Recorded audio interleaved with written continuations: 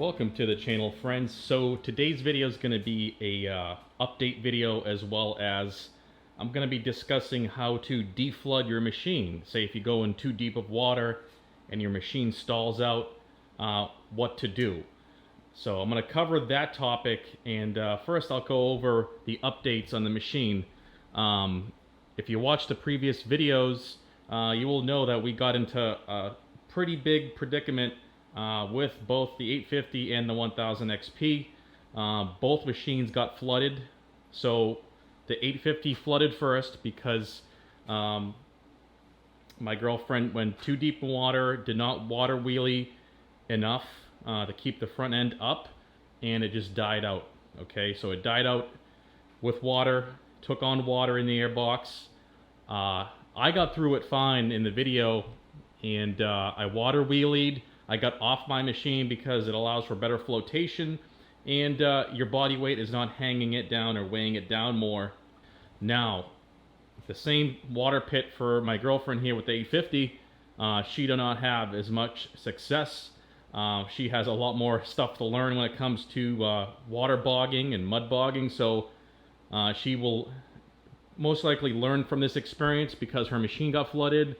And it was quite the predicament. I had to basically drain the machines in the field and pull the plugs and, you know, get rid of all the water in the engine. But I want to go over that process. The good and the bad is that we learned a lot, and the bad thing is that my XP1000 is not good. It runs, but it does not run right. There's a lot of vibration. I think I smoked a rod bearing or something, maybe bent an actual rod. And that's going to take some time. I have to take apart my motor and rebuild it. Hopefully it's just a rod bearing and the actual connecting rod itself is not bent or anything. So I did a basic diagnosis, and I could not get it to run right because as soon as it warms up, it starts overheating. It gets about 210 degrees when this machine here idles and runs at like 180, 185. And it does a good job of maintaining that temperature. So two different outcomes. This one, the first one that got flooded, is running mint, no issues, no vibration, it runs smooth. I got it drained, but the XP1000 is a whole different story. It runs, but it does not run right. A lot of vibration, like I said, and it starts smoking. There's smoke that comes out of the intake and smoke that comes out of the dipstick when you open that up to check the oil level. So I definitely smoked something, and it's most likely a bearing. But stay tuned for those videos. I most likely will be doing a rebuild video on the engine and diagnosing what's wrong with that. But it does run, it does move, and it's not usable right now in the condition it's in. So the reason why the XP1000 got flooded after the 850 is because I was towing my girlfriend out, and we had to go through another water hole, and I misjudged how deep it was. And I was towing her out with the tiger tail, and guess what? I started getting stuck because I got so deep. The tiger tail was basically anchoring me down with her behind me in neutral, and we weren't going anywhere, and my machine was just taking on water. It basically took on water all the way up underneath the headlight here, and my machine totally died out. Okay? Looking back on it, I should have not gone through that water hole because my machine would have still been running today. I should have went around it like we normally do, instead of trying to take a shortcut to get out of there, which ended up being a super deep water hole, okay, which was not good. We both had to get winched out by two other ATVers. Thank goodness they were around. I flagged them down because we were not going to get out by ourselves because we were in the middle of nowhere, and if it wasn't for those guys that lived nearby there, we would have been in trouble. We would have been walking home 3-4 miles, 5 miles, and then somehow having to get back in there with another ATV. But my machine got flooded because it was towing this other machine. Otherwise, it would have been still running today, and I would have had no issues, and both machines would have been running perfect. So earlier in that day, I also snapped my CV joint, and I went ahead and replaced that already. I didn't do a video, but I got an East Lake axle. One thing I did notice is that it's not exactly the same as an OEM. It's about half the price, but the shaft is not the same diameter. It's actually smaller, and the CV boots are different. But it does fit. The fitment is correct, and it works. So I went ahead and installed that new drive shaft in the front because I totally blew that CV joint. I totally felt it snapping. I was in a hole, a mud hole, and my front end was up in the air, and I heard a clunk and a grinding, and you know, kind of a little bit of a clicking noise, and my steering was kind of tough because the axle was actually pushing into the steering knuckle a little bit. But I went ahead and bungeed that up, and we kept on riding for the day. But I should have actually stopped that day and not, you know, went any further, because we got so courageous, so happy that the snorkels were working as they were. If you don't know, I went ahead and custom made my own snorkel system for the PBT housing, as well as the SYA Warrior plate. So that day we were also testing out the first maiden voyage of my custom stealth snorkel kit, which are installed on both machines. Both machines did really well. There was no water in the PBT housing after the initial passes in the deep water before we got flooded at the end of the day. So it did just fine, no water in the PBT. I actually stopped the machines and I checked the housing for water on both machines, and there was nothing, not even a drop in there. So both machines were acting very good. Also, the temperature on the belt on my machine, I installed a temperature sensor here, and this is the readout. So let's see what we have for a max temperature. Okay, that's not correct. There's an error in here. The max temperature for this machine was 155 degrees Fahrenheit on that day. I think I have it in the video. Check out my ATVing videos just before this video. It should have the max temperature on there. It was 155 degrees Fahrenheit. I don't know what's going on here. I think I reset it, and for me messing around, but that's not right. It's definitely not 570 degrees. That would melt the plastic, obviously. But as I recall, 155 degrees was the max temperature for the whole day. That thing is great. That little digital thermometer here is great for tracking temperature, seeing what your ride conditions are and what the actual belt temperature is. So more to come with this ATV. Obviously I got to diagnose this and fix this situation. Motor's gonna have to come out. There's gonna be quite a bit of work that has to be done on this, and but yeah, I just want to update you guys on the custom snorkel kit that I offer for sale, and also what happened to the machines. So two different outcomes. As you can tell, the 850 is running just fine. Nothing. XP1000 is down and out right now. I did hear a couple loud screeches from the motor when I had it here at the house. We had to get towed back. I had to go get my truck because we're up the street, and I had to get my truck and tow both machines back with two people manning the controls and basically steering them in neutral. But the best thing to do, as I break into the next topic on the video, is so what do you do when you flood your engine? Okay, so you want to deflood your engine. So that means you have to get rid of all the water in the airbox and get rid of all the water in the actual cylinders of the engine. Now, you can do this by first, once your machine stalls out, do not freaking try to start it. Okay, do not start it. Pull it in neutral and winch it out. Whether you winch out yourself or you have someone else pull you out or winch you out. Put it in neutral, save your motor. It's still a chance that you could, you know, smoke a bearing or bend a valve, or you could, you know, bend a connecting rod. You could still do damage, but you won't do as much damage once you get the water out of the cylinders, because water does not like to compress. And if you try to start that engine with the water in there, it's going to break stuff. Okay, it's going to bend stuff, and it's not going to be good. You're going to have more damage on your hands. So you want to basically, like I said, put it in neutral, winch yourself out, put yourself up on a hill of some sort, because you want the back end of the machine pointing down and the front end of the machine up in the air a little bit. You want it just higher than the back end, essentially. So you want to take your airbox off right here, open the cover out and drain that out. So if you have it pitched like this, it will drain all the water out. Now, there's also going to be water that gets in here, in this tube here, which is for the crankcase ventilation. Now, water is going to go in your air. It's going to be full up to here. Okay, that's both machines had water all the way up to the intake inlet. It's going to go down this tube and into the engine. Okay, so the sooner you stop that machine, the better, because if you reach this level, you're going to get water in your engine. It's going to mix with the oil, and you're going to have a milkshake on your hands. But the first thing you want to do, once you have it pulled up out of the water pit, up on a hill, the nice pitch on this, open this up. It's going to freaking be like a waterfall. It's going to come all out. You're going to have to take the rest of the water that's on the bottom, the floor of the airbox. Try to get that out with your gloves. Try not to remove your air filter just yet. Make sure you get all the water and debris out first.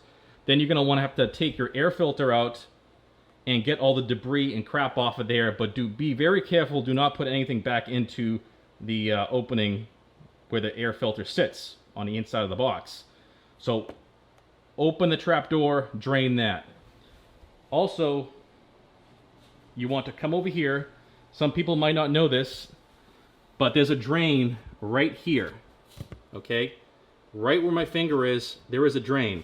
Now, this was a bitch to open, okay? This is not easy to open because they probably installed this dry at the factory, and guess what? You're not getting it off with your fingers when you're out about in the field. So the best thing to do is to lubricate this with silicone lubricant or anything, Vaseline, before you go out riding. So lubricate that drain plug, and also lubricate the PVT drain plug as well, that little red plug.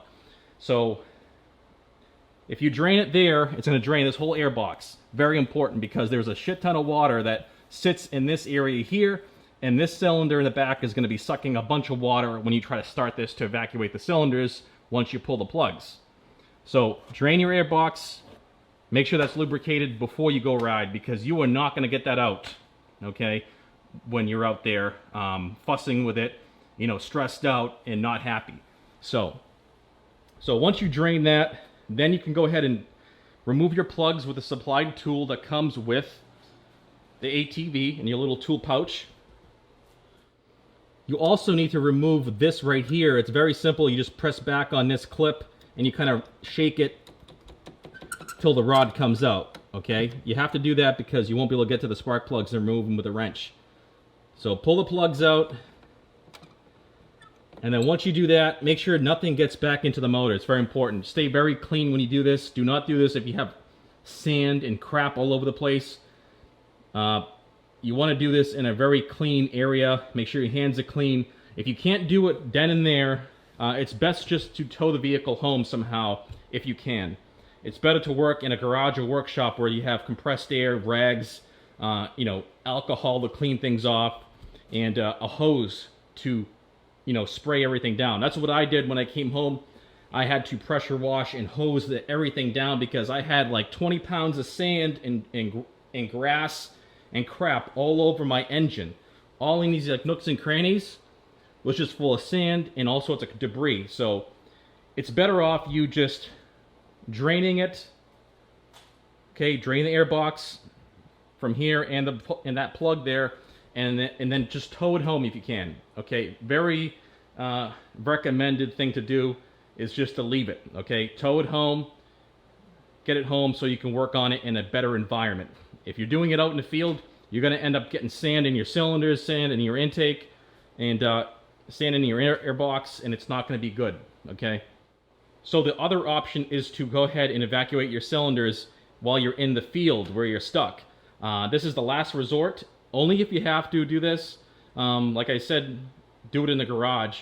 But you pull your plugs basically, but make sure you have no water in your air box, because this is going to be a very lengthy process if you have water still in that intake. So once you have that drained, you can go ahead and turn your machine over, and as you're turning it over, it's going to pump out the water at high pressure. It's going to shoot like 20 feet up in the air, so be careful. You don't have someone standing right here on the side of the machine, because it will hit them in the face, and it will go at high pressure. And also, if there's anything in that engine, it's going to be shooting out at them and hit them in the face. So once you do that to the point where you have just a very fine mist and you can start smelling some gasoline and nothing else, and there's no more water coming out, then you can go ahead and reinstall your spark plugs and see if the machine will start on you. But you will have a milkshake in your engine. Your engine oil is going to mix with that water that's already made its way through this tube into the rest of the engine. Your engine's going to be pretty dirty on the inside, okay? So that's why I'm saying worst case scenario, that's the only reason why you would do that. If you really have to, you can try to drive your machine out, but I would highly recommend just trying to tow it home in neutral, okay, if you can. Most likely that's not going to be a choice. Most people are going to have to drive it out, but that's what you would have to do. Like I said, very important, drain your airbox from the plug, then you can go ahead and pull your spark plugs and pump everything out. The engine is basically an air pump, and it will pump everything out of there until it's just fuel squirting in from the fuel injectors or the carburetor. Same thing applies to a carbureted engine. So if you have a carbureted engine, you might want to drain your bowl and reset your bowl. That way it might flood with some water. So that's another good thing to kind of call out, is to be familiar with how to drain your bowl, drain your carburetor, and to reset that float.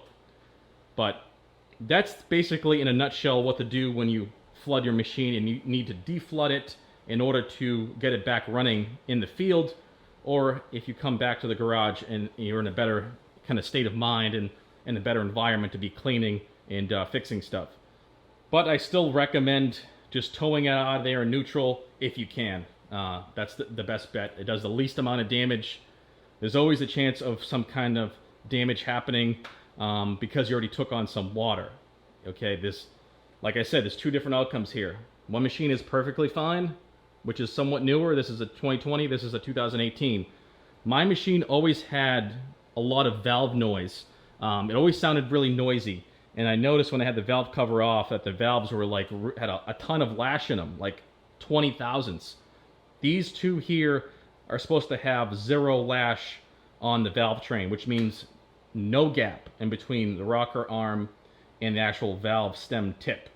So I went ahead and adjusted the valves on this machine, and I got, almost no noise from the valve cover. It's really smooth when you put your finger up to this to feel the vibration, but it still has a vibration in the motor, okay, and screeching once it gets up to operating temperature, which is not good.